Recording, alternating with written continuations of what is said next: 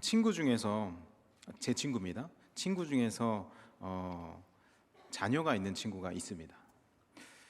놀러 가면 항상 삼촌 삼촌 하면서 놀자고 항상 떼를 씁니다. 이쁘기도 합니다. 근데 또 한편으로는 그렇게 이쁘진 않습니다. 왜냐면 5살 정도 되었기 때문입니다. 이게 미운 4살이라고 하잖아요.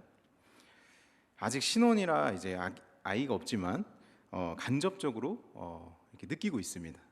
많은 두려움을 느끼고 있습니다. 우리 교역자들도 아이가 낳으면 더 힘들어요 이러면서 항상 저한테 자주 이야기를 합니다. 부담감을 잘 받고 있습니다. 감사합니다. 아무튼 그 친구의 아들이 매일 입에 달고 사는 말이 하나 있습니다. 그 말이 무엇이냐면 내가 할 거야 이거를 계속합니다. 네, 자기가 하겠다라고 계속 이야기합니다. 친구 집에 가끔 놀러 가면 그 아들과 이제 뭐 블럭 쌓기 놀이를 제가 자주 해주는데 성을 만드는데 사실 굉장히 간단하고 쉽게 만들 수 있는 성입니다. 막 이렇게 거창한 성이 아니라 정말 요만한 성입니다. 근데 그거를 만드는 것을 맡겨보면 그 아이가 사실 제대로 하는 것은 하나도 없습니다. 그래서 옆에서 이 블럭이 더 잘 맞겠는데 이러면서 이렇게 건네주기도 하고 또 안 볼 때 이렇게 몰래 끼기도 하고 이렇게 해서 도와줍니다. 그리고 다 끝내면 너무 좋아합니다. 그래서 그 모습을 보면서 굉장히 저도 흐뭇해하고 있는 저를 발견할 수가 있습니다. 그럼 친구가 가서 네가 데리고 살아 이렇게 얘기를 하지만 맨날 이야기하지만 성을 이제 완성하면 삼촌 최고야 이렇게 이야기를 합니다. 꼭 이렇게 이야기를 해줍니다. 아이가 다 한 것 같지만 아이가 다 혼자 스스로 완성한 것 같지만 옆에서 제가 다 도와줬죠. 그 모습을 보면서 아이는 처음에 제가 이렇게 블럭 하나 만지는 것도 보면은 의심의 눈초리로 쳐다봅니다. 그러다가도 이 다 만들고 완성하고 난 이후에는 뭔가 이렇게 동경의 눈으로 바뀌게 됩니다. 오늘 이런 연약한 아이, 이 하나 제대로 할 수 없는 이 아이의 모습처럼 이 연약한 모습을 가진 한 인물이 오늘 성경 속에도 등장하고 있습니다. 바로 기드온이라는 용사입니다. 이 연약한 기드온을 보면서 이 어떻게 보면 하나님 앞에서 변화되어 가는 과정과 하나님의 일하심을 우리가 함께 보면서 그 말씀 가운데 충만한 시간이 되기를 소망합니다. 우리는 사사기를 묵상하고 있습니다. 그 앞에 신명기의 중요한 이 주제는 사실 어떻게 보면 축복과 저주입니다. 그러나 조금 더 자세히 살펴보면 가나안 땅에 들어가서 그 평안함이 찾아올 때 그들이 하나님을 버리고 이 다른 신들을 의지하게 되는 그 묘한 그 내용이 신명기를 이끌어 갑니다. 하나님께서 선물로 주신 이 평안이라는 것을 삶으로 감사함으로 받아들이면 참 좋은데 그와는 반대되는 모습을 이스라엘 백성들이 성경 가운데 이미 그렇게 살았음을 보여주고 있는 것입니다. 이스라엘 백성들은 하나님이 주신 그 풍요가 찾아올 때 쉽게 하나님을 버립니다. 그리고 내가 힘으로 다 이루었다라는 착각을 하면서 살아가게 되죠. 그것이 우리의 삶을 하나님에게서 더 멀어지게 만들고 떠나게 하고 하나님이 함께 하시지 않을 때에 그들에게 돌아오는 그 고통의 역사가 바로 사사기의 모습인 것입니다. 오늘 우리가 살펴볼 이 이야기는 바로 하나님이 우리에게 원하시는 것이 무엇인가를 가르쳐주는 우리가 너무나도 잘 알고 있는 기드온과 300명의 용사의 내용입니다. 이 성경을 통해서 우리가 어렸을 때부터 너무나 많이 접해온 일화 중에 하나입니다. 우리가 알기론 기드온은 어떻게 보면 큰 용사로 표현되어지고 있죠. 저도 그렇게 기억합니다. 저도 유년부나 유치부 때 그렇게 배웠습니다. 오늘 사사기 6장 12절을 같이 우리가 한번, 오늘 말씀은 아니지만 6장 12절에 보면 이렇게 얘기합니다. 여호와의 사자가 기드온에게 나타나 이르되 큰 용사여 여호와께서 너와 함께 계시도다 하매, 이렇게 이야기합니다. 이렇게 하면서 시작이 됩니다. 어떻게 보면 큰 용사라는 것이 잘 묘사되어져 있죠. 그러나 말씀을 잘 보시면 그 기드온이 하는 행동들을 잘 보시면 사실 기드온은 큰 용사보다는 너무나 소심하고 두려움이 가득 찬, 어떻게 보면 우리와 비슷한 모습을 가진 평범한 인물에 불과합니다. 참 신기합니다. 하나님께서 기드온을 계속 부르시는데 기드온은 소심하고 두려움이 많아서 이 하나님께서 부르시는데 잘 움직이지 않습니다. 불이 재물을 태우는 응답을 받고 뭔가 어떤 확답을 받고 나서야, 눈으로 똑똑히 보고 나서야, 그때서야 움직이는 것을 볼 수가 있습니다. 어느 정도의 확신을 가지고 이 미디안과 싸우기 위해서 지금 군대를 모으고 있는 것입니다. 그게 오늘 우리가 본 이 1절 말씀의 내용입니다. 어떻게 보기엔, 이 사사라고 보기에는 어딘가 조금 덜 떨어져 보이는 이 허접한 모습의 기드온, 함께 말씀을 묵상하면서 이 덜 떨어진 기드온의 이 인생이 어떻게 하나님 앞에 붙들려 살아가는지, 그 하나님 앞에 붙들려서 변화되어 가는 그 과정을 묵상하며 주님의 은혜를 충만케 받는 이 시간이 되기를 소망합니다. 이미 살펴본 것처럼 기드온은 원래 사실은 용사가 아닙니다. 소심한 사람이고 의심이 많고 정말 용기도 부족한 사람이었습니다. 그런 그를 하나님께서 엄청나게 오래 참으셨습니다. 오래 참으시고 나팔을 불기까지 양육하셨습니다. 기드온이 전쟁 나팔을 불게 됩니다. 그러면서 타작마당에서 이 포도를 수확하는 기계에 이 몰래 밀을 수확하던 이 정말 어딘가 보면 덜 떨어진 이 기드온이 조국을 구하기 위해서 이제 나팔을 불게 된 겁니다. 그러자 그를 따르는 사람들이 생기게 된 것이죠. 사실 이 말씀을 저는 묵상하면서 저에겐 이 군대들이 더 은혜가 되더라고요. 어떻게 무려 32,000명이나 모이게 된 것이죠. 누가 기드온의 나팔 소리에 반응할까? 저는 그렇게 생각했었습니다. 그 나팔 소리를 듣고 전쟁터의 승리를 누리려고 32,000명이나 되는 병사들이 모였다라는 것입니다. 오늘 사사기 7장 1절 말씀에 이렇게 나옵니다. 여룻바알이라 하는 기드온과 그를 따르는 모든 백성이 일찍이 일어나 하룻샘 곁에 진을 쳤고 미디안의 진영은 그들의 북쪽이요 모레산 앞 골짜기에 있었더라. 이렇게 시작이 됩니다. 1절을 보면 이스라엘의 군사가 32,000명이 모이게 됩니다. 그 32,000명이 이 미디안 군대가 진을 친 이 모레산 골짜기가 조금 떨어진 남쪽 하룻샘 곁에 진을 치게 된 겁니다. 그들과 전쟁을 하기 위해서 진을 친 겁니다. 그런데 이스라엘 백성들에게는 전쟁을 지금 막 치르기 이전에 큰 문제가 하나 있었습니다. 그 큰 문제가 뭐냐면 이스라엘의 군대가 32,000명이나 모였다고 하니까 굉장히 많은 숫자가 모인 것처럼 보이잖아요. 그렇죠? 그런데 미디안의 군대는 훨씬 더 많은 숫자였습니다. 13만 5천 명이었습니다. 이스라엘 백성들의 군사력은 이 미디안의 군사에 비해서 4분의 1 정도밖에 되지 않는 군사력이었습니다. 이런 이 엄청난 군대와 전쟁을 하겠다라고 지금 기드온이라는 사람이 나서는 것만 해도 사실은 엄청난 일인 것이죠. 하나님께서 너와 함께 하실 거야, 이 말을 듣고 모인 이 숫자도 사실은 엄청난 숫자입니다. 어떻게 보면 영화에나 나올 법한 그런 용기입니다. 기드온과 그를 따르는 백성들이 이 이른 아침에 진을 쳤다라는 이 1절 말씀은 얼마나 우리에게 대단한 일로 다가오는지 여러분들 한번 생각해 보십시오. 저는 이런 용기를 냈다는 것 자체가 이미 엄청난 일이라고 생각이 됩니다.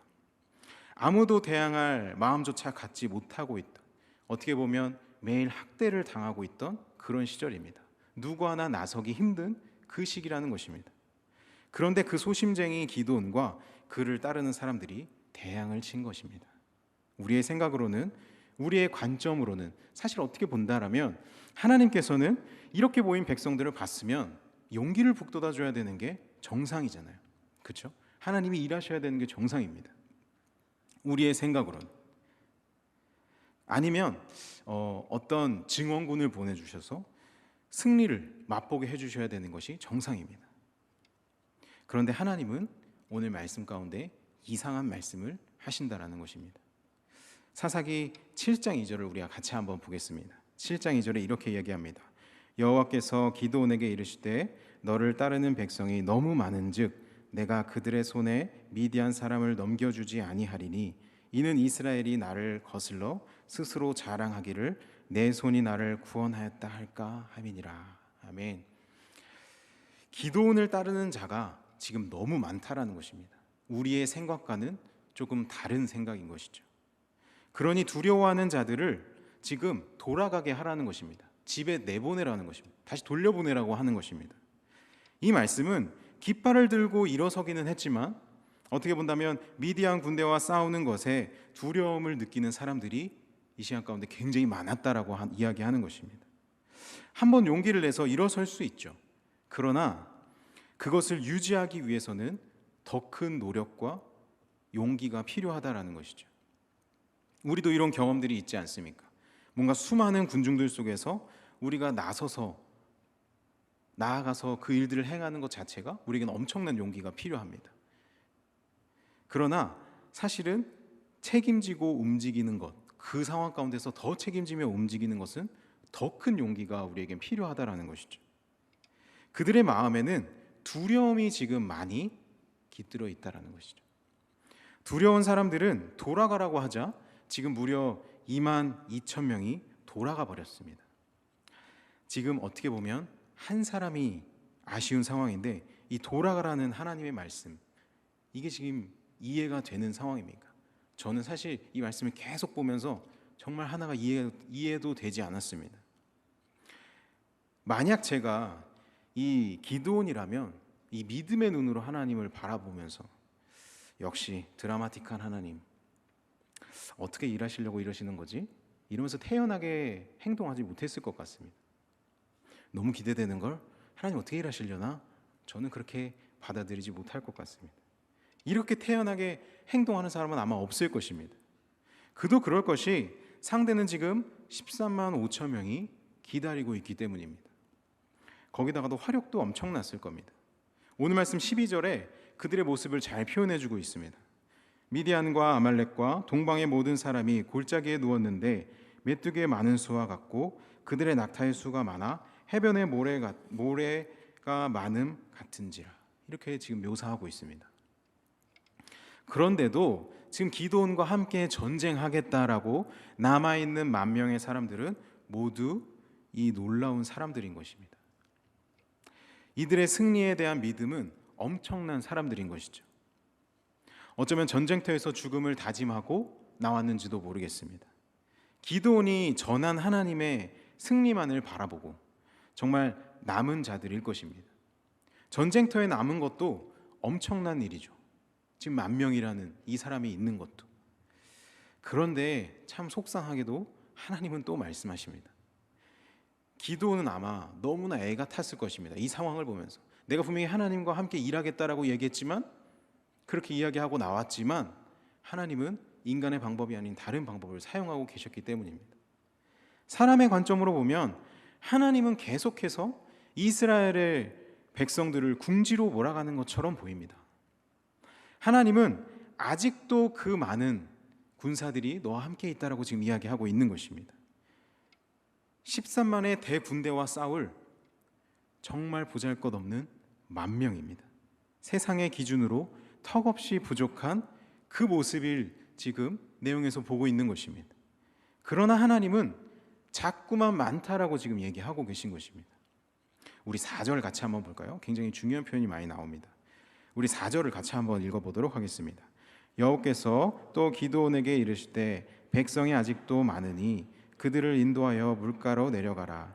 거기서 내가 너를 위하여 그들을 시험하리라. 내가 누구를 가리켜 내게 이르기를 이 사람이 너와 함께 가리라 하면 그는 너와 함께 갈 것이요 내가 누구를 가리켜 내게 이르기를 이 사람은 너와 함께 가지 말 것이라 하면 그는 가지 말 것이니라 하신지라. 여기 4절에서 보시면 너를 위하여라는 표현이 많이 사용됩니다. 하나님은 언제나 우리의 눈높이에 맞춰서 일하시고 계시다라는 것입니다. 하나님은 기드온의 믿음을 위해서 이렇게 지금 말씀하고 계신 것입니다. 너를 위해서. 분명히 하나님은 일하실 때 내가 이렇게 할 거야 이러면 그만입니다. 그런데 하나님께서는 너를 위해서라는 표현을 쓰시면서 눈높이에 맞춰서 일하고 계신다라는 것이죠. 소심하고 불안해하는 이 기드온을 위해서 정말 하나님께서 일하시는 이 상황 가운데서도 하나님은 어떻게 보면 기드온의 믿음이 더욱 커지도록 조금씩 알아차리지 못하도록 이끌어가는 중이시라는 것입니다. 하나님이 또 사람을 늘리는 방법이 아니라 또 줄이는 방법을 사용하고 계십니다. 군대들을 물가로 데려가서 내가 누구를 가리켜 내게 이르기를 이 사람이 너와 함께 가리라 하면 그는 너와 함께 갈 것이다, 이렇게 이야기하고 계십니다. 그러니까 처음부터 어떻게 보면 조건이 정해져 있는 것이 아니었습니다. 하나님께서 그 물가로 가서 갈라서 보겠다라고 말씀하시는 것이죠. 하나님이 물가로 가서 사람들이 하는 모습을 보고 기드온과 함께 할 사람을 정하시겠다라고 지금 이야기하고 계시는 것입니다. 그리고 나서 전혀 납득할 수 없는 방법을 제시하고 계십니다. 제가 빠르게 읽겠습니다. 5절입니다. 이에 백성을 인도하여 물가에 내려가매 여호와께서 기드온에게 이르시되 누구든지 개가 핥는 것 같이 혈오불을 하는 자들을 너는 따로 세우고 또 누구든지 무릎을 꿇고 마시는 자들도 그와 같이 하시더니, 이렇게 말씀하십니다. 누구든지 개가 핥는 것처럼 혀로 물을 핥는 사람을 따로 세우고 누구든지 무릎을 꿇고 마시는 사람도 구별하여서 따로 세우는 겁니다. 이렇게 엎드려 먹는 사람과 이렇게 먹는 사람, 이렇게 지금 따로 세우는 겁니다. 구분하여서 지금 따로 섰습니다. 어떻게 보면 결과는 우리가 하도 많이 봐서 잘 알 것입니다. 무려 9,700명은 엎드려서 물을 벌컥벌컥 마셨습니다. 그리고 300명은 개가 핥는 것처럼 손으로 떠서 마시는 것입니다. 그랬더니 하나님은 9,700명을 집으로 보내신 것입니다. 그러면서 우리가 알고 있는 딱 300명만 남게 된 것입니다. 그러면서 하시는 말씀이 300명을 데리고 일하시겠다라는 것입니다. 사람들이 이 300명의 많은 의미를 두면서 사람들의 태도에 관심을 가지고 있습니다. 왜 이렇게 나눴을까? 저도 굉장히 많이 궁금했습니다. 그래서 물을 막을 때 혹시 적군이 오지 않나 하고 경계를 하면서 핥아먹는, 이 물을 이렇게 떠먹는 사람들을 전쟁터에서 항상 신경 쓰니 싸움을 잘할 것이다, 이런 것처럼 생각하는 것이죠. 반면에 엎드려서 벌컥벌컥 이렇게 마시는 사람들은 앞뒤 볼 것 없이 그냥 우선 목이 마르니까 물부터 먹고 보자, 이런 사람처럼 생각하는 것입니다. 그러니 하나님은 늘 주의력을 가지고 있는, 이 예민하게 주의를 살피는 사람들을 사용하셨다, 이렇게 생각하는 사람들 참 많이 있습니다. 이렇게 잘못 이해하고 해석해도 상관없습니다. 어차피 300명으로는 13만 명을 무찌르기에는 거의 불가능에 가깝습니다. 퍼센트가 0%에 가까운 것이죠. 또 다른 이들은 이렇게 생각한다고 합니다. 이방인들은 우상에 엎드려서 넙죽넙죽 절하는 것이 습관이 되어 있지만 이스라엘은 우상을 섬기지 않기 때문에 이 넙죽 엎드리는 것에 신중해서 하나님 외에는 잘 엎드리지 않는다라는 것이죠. 별의별 생각을 다 합니다. 그러니 쉽게 넙죽 엎드려서 물을 먹는다는 것은 평소에 우상 앞에 무릎을 쉽게 꿇는다, 아니면 상황이 바뀌면 언제라도 우상을 숭배할 가능성이 있는 사람들이라서 제외시켰다라는 것이죠. 참 특이한 생각입니다. 너무나 많습니다. 그러나 기드온의 가정도 여러분들 잘 보셔야 됩니다. 기드온의 가정도 우상을 섬기던 시대입니다. 너나 할 것 없이 우상을 섬기면서 살았다라는 것이죠. 눈에 보이는 것을 붙잡으며 살았다라는 것입니다. 하나님을 보지 않고 먼저 눈에 보이는 것을, 세상의 것을 붙들며 살았다라는 것입니다. 지금 기드온의 가족도 이런 상황입니다. 그러니 모든 사람들이 다 우상을 섬길 만큼 그런 상황이었다라는 것이죠.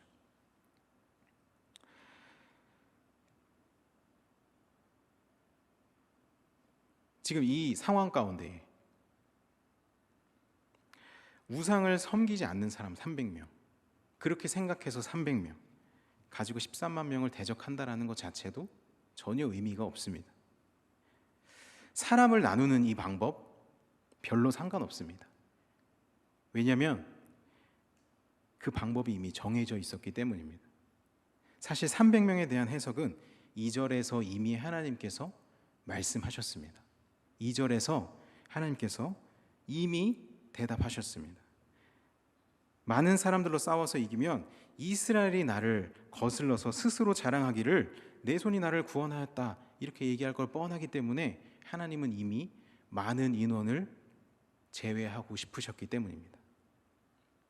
그렇게 말하지 못하도록 이 부족한 전력으로 싸워서 이기게 하시겠다라는 목적을 하나님께서는 이미 분명히 가지고 일하셨다라는 것입니다. 하나님께서는 이스라엘 백성들을 위해서 어떻게 보면 다시 한번 열심을 내어서 하나님의 일을 감당하십니다. 이 시대에는 하나님을 거역하는 시대입니다. 이미 기드온의 집안도 우상을 맡는, 우상을 섬길 만큼 우상이 너무나 태어난 시대입니다. 우상이 너무나 만연한 시대입니다. 그런 시대를 향해서 하나님이 살아계시며 이 다른 신들을 섬기는 백성들에게 하나님이 함께 하실 때 이런 역사가 일어난다는 것을 하나님께서는 미리 보여주시기 위해서 이 일들을 행하고 계신다는 것입니다. 이 일에 하나님의 목적은 분명했다라는 것입니다. 눈에 보이는 신에 미쳐 있는 이 시대를 향해서 보이지 않는 하나님이 일하실 때에 어떤 일이 일어나는지를 보여주시기 위해서 사용한 숫자가 300명이라는 것입니다. 전혀 숫자에는 상관이 없는 일입니다. 하나님은 한 명이라도 일하셨을 것입니다. 세상 그 누가 13만 5천 명의 군사를 300명을 하는 그 작은 숫자로 물리쳤다라고 생각하시겠습니까? 문제의 핵심은 이 전쟁이 숫자에 의한 전쟁이 아니라는 것입니다. 3만 2천 명이나 300명이나 별 상관없습니다. 13만 5천 명을 이기기에는 너무나 턱없이 부족한 숫자라는 것입니다. 그런 그들에게 하나님은 이 전쟁의 주인이 누구인가, 전쟁의 승패가 누구에게 달려있는가를 보여주고 싶으신 것입니다. 그러므로 이 300명의 숫자, 즉 눈에 보이는 힘을 의지해서 일하려고 하는 사람들에게 던지는 하나님의 마지막 펀치인 것이죠. 하나님 나라는 숫자에 의해서 움직이고 승리하는 나라가 아닙니다. 지금 하나님이 하시려는 일이 이 300명이 특별한 뭔가 믿음이 좋다거나 전투에 능숙한 군인들이어서 이기는 것이 아니다라는 것을 보여주기 위함입니다. 하나님께서 일하시는 것이 특별한 이유가 있다라는 것입니다. 하나님을 우습게 여기는 시대에 살아계시는 이 하나님의 능력을 보여주시기 위해서 하나님께서는 일부러 말도 안 되는 방법들을 사용하시면서 절대적인 전력의 열쇠를 택하고 계신 것입니다. 이 열쇠를 택하여서 300명이라는 숫자를 가지고 일하고 계신 것입니다. 여러분, 하나님께서는 지금도 일하고 계십니다. 우리의 삶을 자세히 본다라고 하면 우리 삶을 한번 생각해 보십시오. 우리의 힘으로 감당할 수 없는 일들을 주님은 지금까지 해오시고 또 지금도 일하고 계십니다. 지금도 우리의 일들을 해결하고 계시며 내가 너를 돕는 손길이야 라고 말씀하고 계십니다.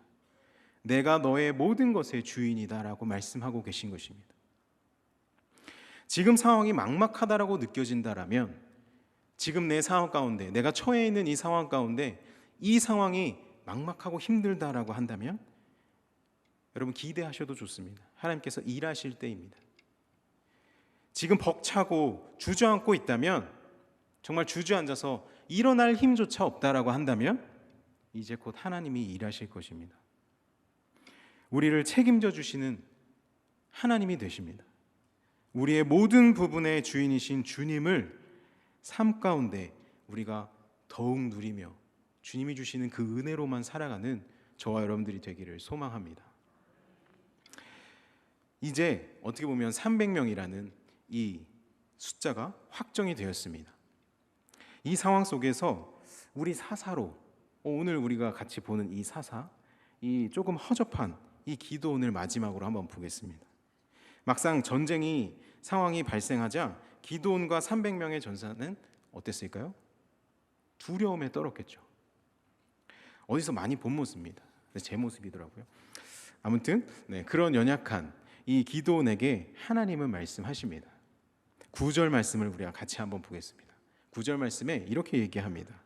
그 밤에 여호와께서 기도원에게 이르시되 일어나 진영으로 내려가라. 내가 그것을 내 손에 넘겨 주었느니라. 하나님께서 말씀하십니다. 하나님 정말 우리의 작은 감정 하나하나까지 신경 쓰시면서 일하십니다. 저 같으면 안 보여줍니다.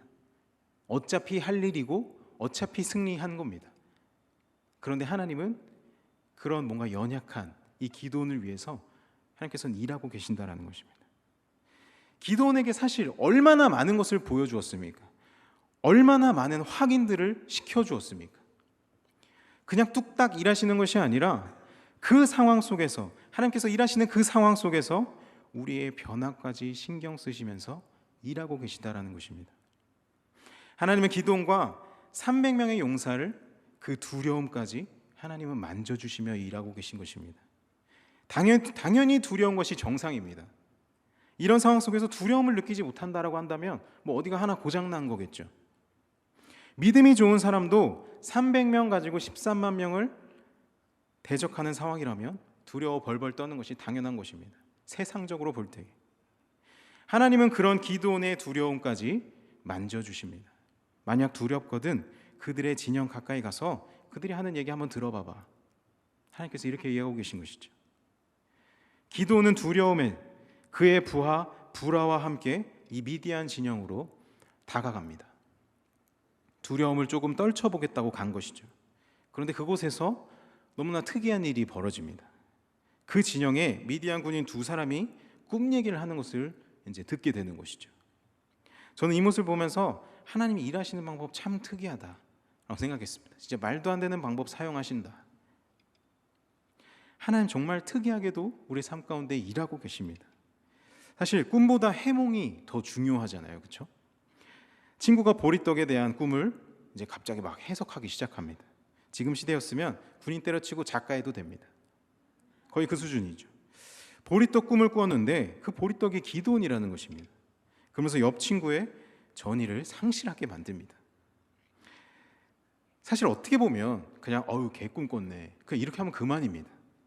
이러고 넘어갈 일이지만 그것으로 지금 전의를 상실하고 있는 것이죠.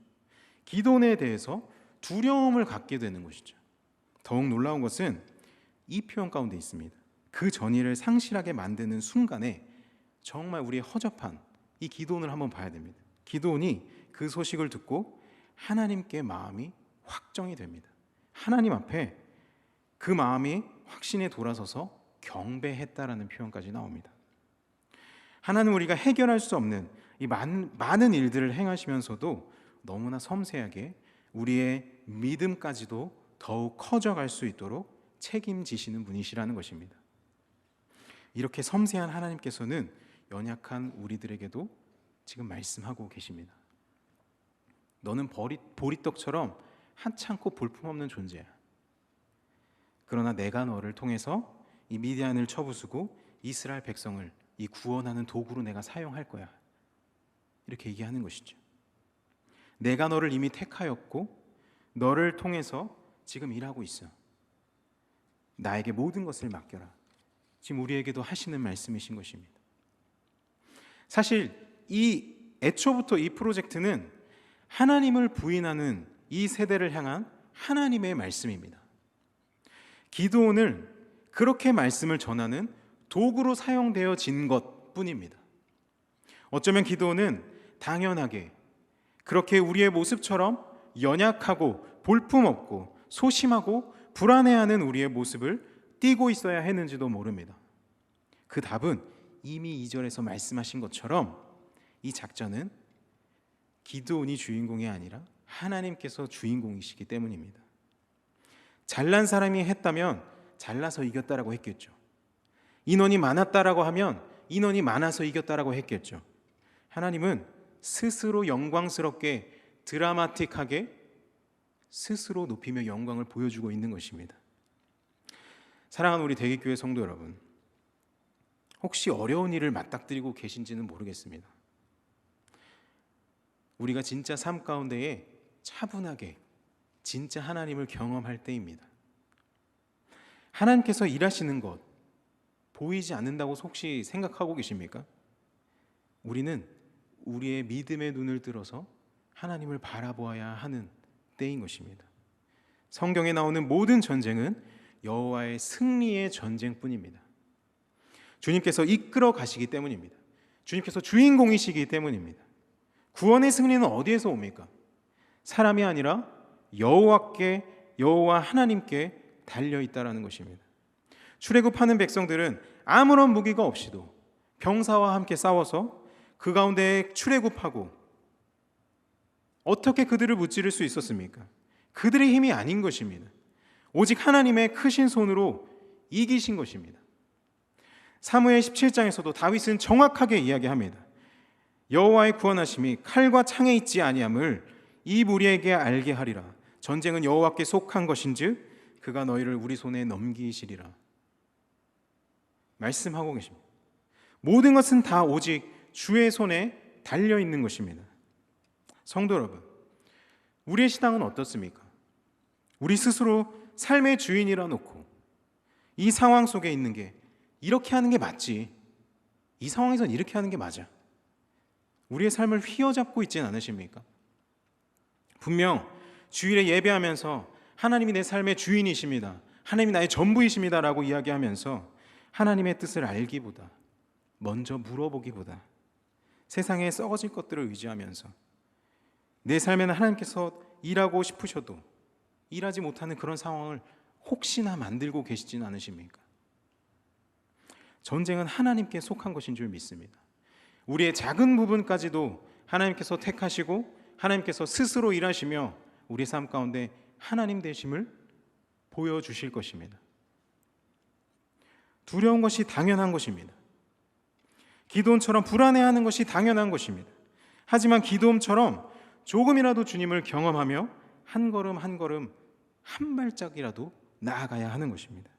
우리의 신앙이 한 자리에 머물러 주저하는 것이 아니라 하나님 앞에서 반응해야 할 때인 줄 믿습니다. 우리가 믿는 하나님은 이 무한한 능력을 가지신 분이십니다. 그분이 우리에게 이미 세상을 우리의 손 가운데 넘기셨다 말씀하십니다. 이제는 세상 속에서 우리는 승리를 맛보며 살아가야 할 때입니다. 온전하게 하나님께 맡기십시오. 그리고 삶 가운데 하나님의 일하심을 경험하십시오. 주님이 일하시는 줄 믿습니다.